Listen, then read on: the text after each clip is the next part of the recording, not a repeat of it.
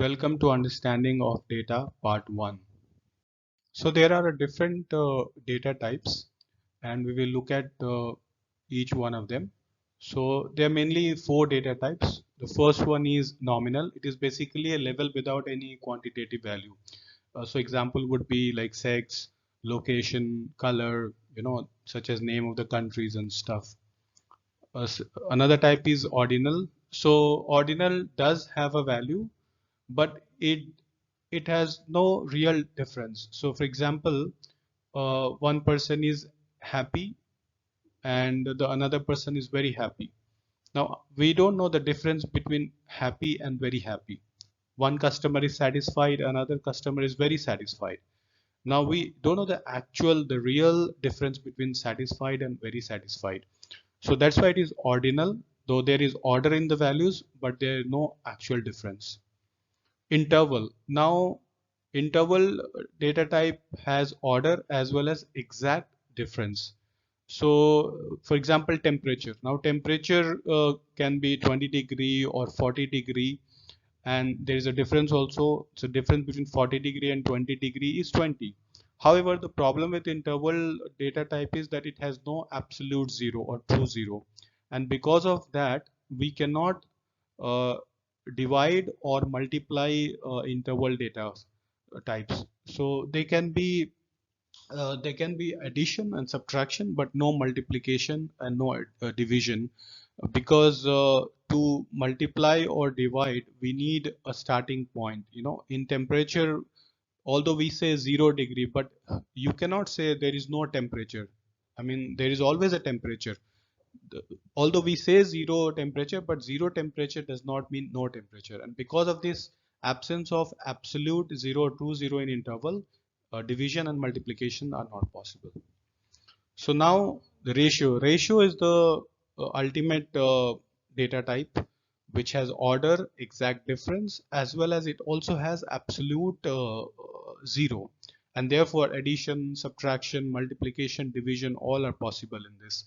And for example, height and weight. So height and weight can be zero as well as any number. So it has absolute zero, it has difference, it has also order. So that's why we use ratio in descriptive and inferential statistics. Now we need to cover this variable type. It's called factor variable, which is available in R. So it is basically what it does is it groups different set of values. It can convert numeric or string values into categorical variable and with levels, but levels are optional. So for example, gender is male or female. So then group 1, 2, 3, 4. So now 1, 2, 3, 4, they are basically categorical variable in that sense, because you cannot say group 1 is less than group 2 just because group 1's number is 1 and group 2's number is 2. So it's not because of that one is less or one is more, and therefore we need to convert these groups into categorical variables. So we use factor option for that in R. So let's look at one example here. So you see there's a patient data here, and so the names of the patient, then gender, then age and group. Now age is of course a numerical variable, but group is not a numerical variable actually. It is basically a categorical variable. Male, female, again both are categorical variable. So now how to convert so if you look at in R, so R, while reading this data, it will simply read it as normal uh, string values, gender. But if you want to convert it into factor, we can use this function factor, and then we can provide level if you want to do that, because what this will do is it will give more value to F and then M. So F will be higher level and M will be lower level, and order true if we can put that. So see what happens here. So it has converted this string or character variable into categorical variable or factor variable with level, where F is at higher level, female is at higher level than male. And then we can convert this group also into a factor variable where we use as dot factor and we convert this. Usually, if you look at the difference between factor and as dot factor functions in R, it describes that as dot factor is faster than factor, quicker than factor. And moreover, usually what we do is whenever we are converting a numerical value into factor or categorical variable, we use as dot factor. And if it is already a string value, then we use factor. This is the term of the rule, but you can do more research on that if you want to know more about it. So now let's look at descriptive statistics. So it describes basically what in descriptive statistics what we do is we have different methods to describe the characteristics of given sample data. So there are different types of descriptive statistics. So we look at all of them one by one. So there's something called measures of frequency. Measures of frequency is nothing but how frequently an event is occurring. So for example, percentage, count, frequency of an event. So how many reds, how many blues, what is the percentage of uh, of girls in a group, what is the percentage of old people in a group. So that kind of measures is called measures of frequency. Now, second one is measures of central tendency. Basically, it's a most common response or average response in a distribution of data. So I'm sure you all know already what is mean, mode, median, and we'll look at each of them later in detail. So then the third one is measures of dispersion or variability. Basically, it gives us the spread of data, how much the data has spread in both the directions. So from the mean basically. So from mean, how far the data is moving in the left negative side or positive side, both. Example of measures of dispersion or variability is range, variance, standard deviation, intervals, and etc. We'll look at all of them later. So measures of central tendency. So basically, there are, as we saw, mean, mode, median. So what is mean? Mean is basically the average of all the values, or it's basically the center of gravity. So it balances the data. So add all the values and divide by the total number of values. That is average, that is mean, which we already know. Example is like I've taken 1, 2, 4, 5, added them and divided by the total number of points in this data, which is 4. So you get 3. You can use the function mean, and I've taken the example of m, which varies from 11 to 20. So you can do that on your R. Median is basically the middle value in a set of observations. Half of the values are smaller than median, and other half is larger than the median. That is what it is. So median m. So we have taken one example here. You can see. So median. So you see 1, 2, 3, 4, 5, 6, 7. So there are 7 values. So 3 are less than 7 and 3 are more than 7. So the middle value is the median here, and you can use the function median. Mode is basically the most frequent value in the data set, that is mode. Basically it is used for categorical variable. So mode of, this is one example, a, b, a, c, d. So the most frequent value here is a, because it's been repeated twice. Others have been just mentioned once. So a, there isn't any standard inbuilt function for mode in R. So what you can do is, it's an exercise for you. You can write a function for mode in R if you like. So we'll look at measures of dispersion. There are different measures. We'll look at one by one. So range is nothing but difference between the highest and the lowest values in a data set. So here is the example 1, 2, 4, 5. So 4 is the range because highest value is 5. 5 minus 1 is 4. You can use the function range here in R. Interquartile range, basically it's a difference between the 75th percentile and 25th percentile. I'm sure you know what is the meaning of percentile. Basically, if 25th percentile means the value in, suppose the data is has got 100 values. So 25th value, if we arrange it in a ascending order, or so 25th percentile would be the 25th. So the 25% of data in this data set of 100 has less value than the 25th value. Not exactly in a particular way, but just that when we arrange the data in ascending order, the 25th value will become 25th percentile, because 25% of the data has less value than 25, and same goes with the 75th percentile. So we have taken one example here. So in how to do it in R. So basically the function for interquartile range is IQR.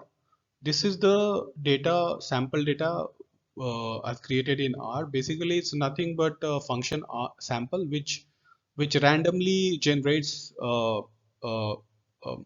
different values. So suppose we've provided the argument 100 here. That means the sample function would create 100 different values, random values. And there are many other arguments inside. You can do a little bit of research on this function in R. And seed, what it does is basically we use seed for the purpose of reproducibility. That means if you use this seed 1 and this example in your on your system in R, you will get the same result. If you change the seed value here, you'll get different value, because we are using a function which generates random values. So to get the same value, we need to use seed. Now box plot, basically box plot, what it does is it plots that data in a box format, and this box is basically interquartile range. So this is 75th percentile, this is 25th percentile. So this is where you get interquartile range. So we continue with the measures of variability. So the second one is variance. It is basically a measure of variability in data from mean or average. So this is the formula of variance. Basically what you do is this is deviation. So deviation is nothing but you subtract the average or mean from each data point, and what you get is deviation. So how much the data is deviating from mean, and the sign with the plus or minus will give the direction of the deviation. So you calculate deviation for each data point, square them, and then sum them up and divide by the total number of data in that data set, and this will give you variance basically. So example, we'll look at one example. So this is the example, simple example I've taken, 10, 50, 35, 58. Then we take the mean, we're using the function mean, we have calculated the mean here, and then what you do is subtract each value, mean from each value. So you can use this code in R and you will get this result. And this is what the table form. So you have all the data points here, then x minus x bar. So basically that gives you the deviation for each value, and then we have squared each deviation, so we get this value here. So variance is as we've described here. So n is the total number of data, that is data points. So there are 5 data points, so 1 by 5 multiplied by sum and then of this. So we have already taken the square, so we've just added and divided by the total, so we get this. But if you use the function in R, which is var, you'll get a different value.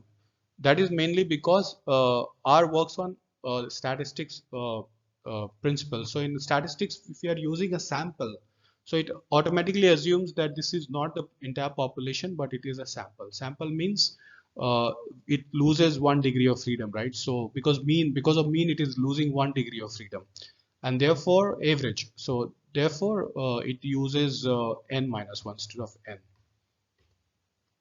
Standard deviation is nothing but the square root of variance, because variance is in the square value. It gives you square value. So we need to get in the same scale of x. So we take the square root. So we continue with that, and then the next one is mean absolute deviation. We are using AAD as short form because MAD is reserved for median absolute deviation. So it's nothing but mean of absolute deviation. So we use the same example like before. What we do is, instead of squaring, what we are doing is we are taking the absolute value here and dividing by n. So let's look at one example, the same example which we discussed in the previous slide. So we calculate the mean, then we subtract mean from each value, and we take the absolute. ABS is the function in R which you can use, and you get this. So what it does, it gets rid of minus signs. That's all it does. So here's the table. This is the value x minus x bar, which is you're subtracting mean from each data point, and then you are taking the absolute value, and then you get this AD. This is what you get here. So you just take the mean of these values and you get this. So this becomes your mean absolute deviation. Now we go on to this median absolute deviation. So median absolute deviation is nothing but it's a deviation from the median. So from the absolute absolute deviation from the median, that's what it is. So let's look at one example here. So same example we are repeating here. So we calculate the median, as we know that we arrange the data points in ascending or descending order. So if you see 5, 10, 30, 50 and 58. So obviously 30 becomes, although here also it is in the center, but even if you arrange it in an ascending order, so 5, 10, so it will become 5, here 10, 30 remains here, and then this becomes 50 and 58. So you get 30. So then you take the, subtract this median from each data point, and then you take the absolute of that. So you get this. So then we arrange this in an increasing order or decreasing order, whichever way, but what we have to take look at is the center value, the middle value actually. So this is 20. So this is what we get here. So there's a table, the data points, and then subtracting median from each point, and then taking the absolute. And then this is MAD. So if you take the median of this is what you get. So thank you so much for your patience and spending your time on this presentation. If you like it, please like, share, and subscribe. Thank you very much.